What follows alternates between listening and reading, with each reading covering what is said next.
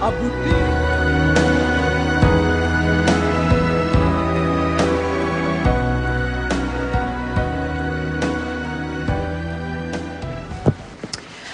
Ibinilang ko na sa maid na kapag dumating ulit si Daryl, sabihin na wala na ako. Clarissa, I'm sorry. Sorry for what? Kasi nagiging madamot ako. You know, I'm not letting you talk to Daryl. Because I don't want you to get hurt again. That's all I ask. Naiintindihan ko naman. Tsaka kung ano man yung gusto mo, yun ang gagawin ko. Okay? Kahit mahal mo pa siya. Kailan ko ba sinabi na mahal ko pa siya? Alam mo kung ano man ang feelings ko na natitira para kay Daryl noon, natakpan na yun ang pagmamahal ko para sa'yo. Thank you, Clarissa. Siguro I'm depriving you from seeing him.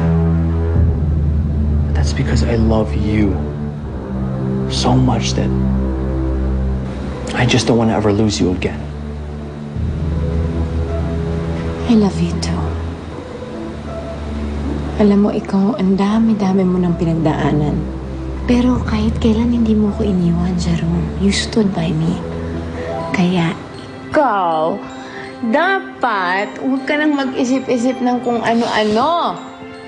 Because I have no plans of letting you go or leaving you. Wala akong balak ipagpalit ka kahit na kanina. Buti pa. Sige, let's have lunch, okay? At our favorite restaurant. And I'll wait for you. Huwag na. I'll just wait for you there. Alam ko naman na busy ka sa opisina.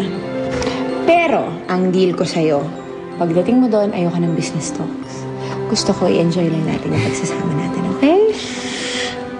Deal. Alright. Okay.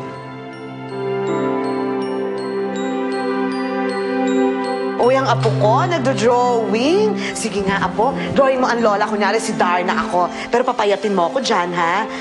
Gantong pose. Paano ba si Darna, anak? Ano, anak? Ito naman, tumawa ka naman. Smile ka naman for lola. Lola, aalis po kayo? Oo, pero Natalie kasi, yung pupuntahan ko, hindi naman bagay ang mga bata doon eh. Kiss na, ha? Mwah! Sige, apo, gusto mo? Punta tayo sa Luneta, ha? Pasyal tayo, kodakan tayo kay Rizal, yung rebulto ni Rizal. Gusto mo? Ayoko pong pumunta ng Luneta. Sige na ho, Nay Melly. Bisa niyo na po si Natalie. Pupunta kami Luneta? Hindi eh. May lakad kasi sila ng lola mo nina niya. Di ba, anak? Talaga po? Bakit na po kayo sumama ako kay Lola Monina? Yehey! Lola Meli, narinig mo yun ha? Halika, busy niya na ako. Ikaw talaga, makita lang kita mag-smile. Dito tayo na. Hindi ka na, bigis na. Ikaw talaga.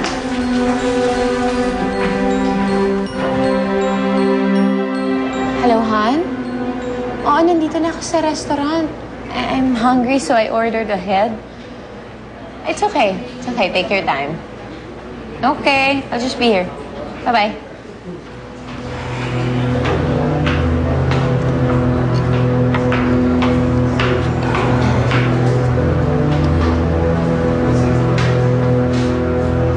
Tingnan mo nga naman ang liit ng mundo. Don't worry. Aalis ako dito. Hindi, Excuse me. sandali. Ikaw talaga sinadya ko dito.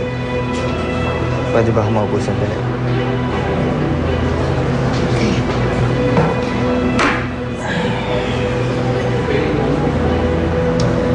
Alam mo, Clarissa, marami lang talaga akong gustong linawan.